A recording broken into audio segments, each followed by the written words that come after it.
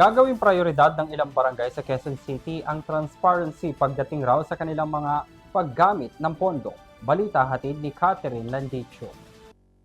Awan ang korupsyon sa barangay Scopo 1. Pagiging bukas sa mga transaksyon ng barangay, yan ang pangunahing isinusulong ni Punong Barangay Dong Makabata, kung saan ang kanilang barangay ay bukas sa anumang usapin ng pananalapi o budget na kanilang inilalabas. Sinabi ni Makabata na pangunahing isinusulong ng barangay ang transparency, siyang kinakailangan umano upang makita kung saan napupunta ang pera ng taong bayan na kanyang nasasakupan. Transparent, wala akong tinatago sa kanila. Basta pag sinasabi ko, ako may ganitong kwento, nakikita niyo lahat.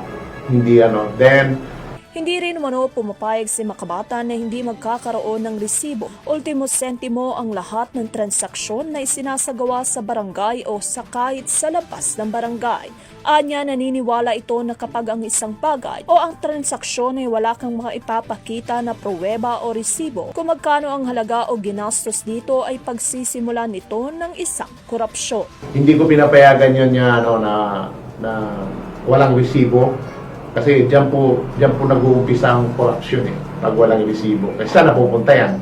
Hindi sa bulsa, hindi sa kaban ng bayan. Kaya yung iba pang ko sa transparent, yung lahat ng aking mga ginagawa.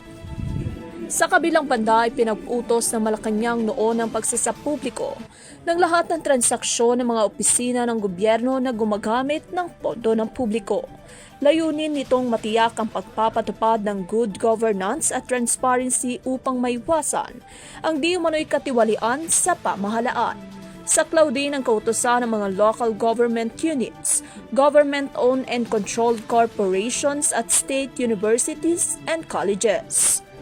Para sa EuroTV News, Catherine Landicho, sumasaludo sa bawat Pilipino.